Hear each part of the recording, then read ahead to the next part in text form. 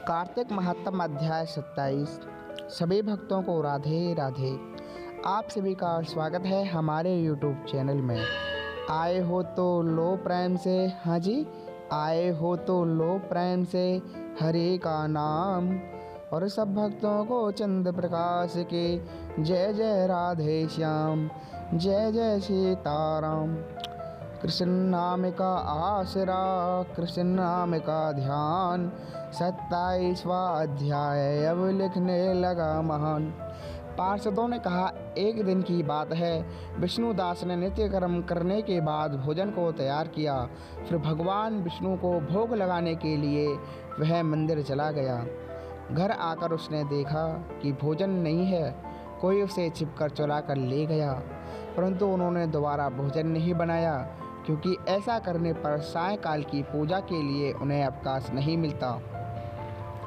अतः प्रतिदिन के नियम का भंग हो जाने का भय था। दूसरे दिन पुनः उसी समय पर भोजन बनाकर वे जो ही भगवान विष्णु को भोग अर्पण करने के लिए गए, त्यों ही किसी ने आकर फिर सारा भोजन हड़प के लिया। इस प्रकार 7 दिनों तक लगातार कोई उनका भोजन चुरा कर ले जाता रहा। इससे विष्णुदास को बड़ा विस्मय हुआ। वे सोचने लगे, वे मन ही मन इस प्रकार विचार करने लगे, अरे कौन प्रतिदिन आकर मेरी रसोई चुरा लेकर जाता है। यदि दोबारा रसोई बनाकर भोजन करता हूँ तो शाम की पूजा छूट जाती है। यदि रसोई बनाकर तुरंत ही भोजन कर लेना उचित हो तो मुझसे यह नहीं होगा कि भगवान विष्णु को सब कुछ अर्पण किए बिना कोई भी वैष्णव भोजन नहीं करता। आज उपवास करते मुझे 7 दिन हो गए। इस प्रकार मैं व्रत में कब तक स्थिर रह सकता हूँ। अच्छा, आज मैं रसोई की भली भांति रक्षा करूँगा। ऐसा निश्चय करके भोजन बनाने के पश्चात वे वहीं कहीं छिपकर खड़े हो गए। इतने में ही उन्हें एक चांडाल दिखाई दिया, जो रसोई का अन्न ले जाने के लिए तैयार खड़ा था। भूख के मारे उसका सारा शरीर दुर्लभ हो गया था। मुख पर दीनता छा रही थी। शरीर में हाड़ और चाम के सिवा कुछ शेष नहीं बचा था। उसे देखकर श्रेष्ठ ब्राह्मण विष्णुदास का हृदय करुणा से भर आया। उन्होंने भोजन चुराने वाले चांडाल की ओर देखकर कहा, अरे भैया, जरा ठहरो, जरा ठहरो, क्यों रूखा सूखा खाते हो, यह घी तो ले लो। इस प्रकार कहते हुए विप्रवर विष्णुदास को आते देख वज चांडाल भय के मारे बड़े वेग से भागा और कुछ ही दूरी पर मूर्छित होकर गिर पड़ा। चांडाल को भयभीत और मूर्छित देखकर द्विज श्रेष्ठ विष्णुदास बड़े वेग से उसके समीप आए और दयावश अपने वस्त्र के छोर से उसको हवा करने लगे। तदंतर जब वह उठकर खड़ा हुआ तब विष्णुदास ने देखा वहाँ चांडाल नहीं है, बल्कि साक्षात नारायण ही शंख चक्र और गदा धारण किए उसके सामने उपस्थित हैं। अपने प्रभु को प्रत्यक्ष देखकर विष्णुदास सात्विक भावों के वशीभूत हो गए। वे स्तुति और नमस्कार करने में भी समर्थ ना हो सके। तब भगवान ने सात्विक व्रत का पालन करने वाले अपने भक्त विष्णुदास को छाती से लगा लिया और उन्हें अपने जैसा रूप देकर वैकुंठ धाम को ले चले। उस समय यज्ञ में दीक्षित हुए राजा चोल ने देखा, विष्णुदास एक श्रेष्ठ विमान पर बैठकर भगवान विष्णु के समीप जा रहे हैं।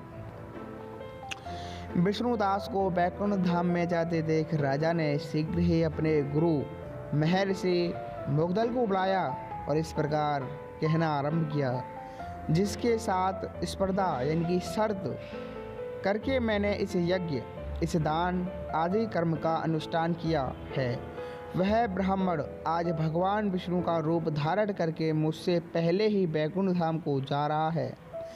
मैंने इस वैष्णव धाम में भली भांति दीक्षित होकर अग्नि में हवन किया और दान आदि के द्वारा ब्राह्मणों का मनोरथ पूर्ण किया।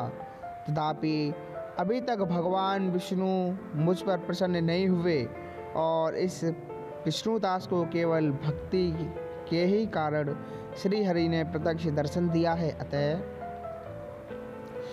जान पड़ता है कि भगवान विष्णु केवल दान और यज्ञों से प्रसन्न नहीं होते, उन प्रभु का दर्शन कराने में भक्ति ही प्रधान कारण है। दोनों पार्षदों ने कहा। इस प्रकार कहकर राजा ने अपने भांजे को राज सिंहासन पर अभिषिक्त कर दिया, अर्थात अपने भांजे का राज सिंहासन राज्य अभिषेक कर दिया। वे बचपन से ही यज्ञ की दीक्षा लेकर उसी में संलग्न रहते थे, इसलिए उन्हें कोई पुत्र नहीं हुआ था। यही कारण है कि उस देश में अब तक भांजे ही राज्य के उत्तराधिकारी होते हैं। भांजे को राज्य देकर राजा यज्ञशाला में गए और यज्ञ कुंड के सामने खड़े होकर भगवान विष्णु को संबोधित करते हुए 3 बार उच्च स्वर से निम्नलिखित वचन बोले। हे भगवान विष्णु, आप मुझे मन, वाणी, शरीर और क्रिया द्वारा होने वाली अविचल भक्ति प्रदान कीजिए।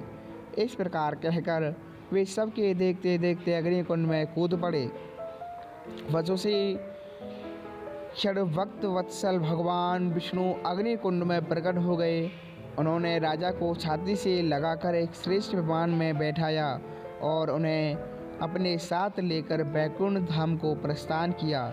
नारद जी बोले, हे राजन, जो विष्णुदास थे वे तो पुण्यशील नाम से प्रसिद्ध भगवान के पार्षद हुए, और जो राजा चुगल थे उनका नाम सुशील हुआ। इन दोनों को अपने ही समान रूप देकर भगवान लक्ष्मीपति ने अपना द्वारपाल बना लिया।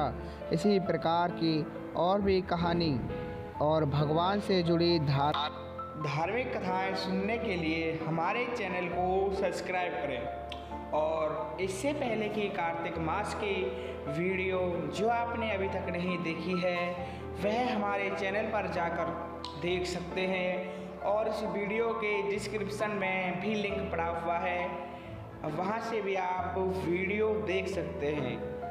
बोलिए राधे राधे।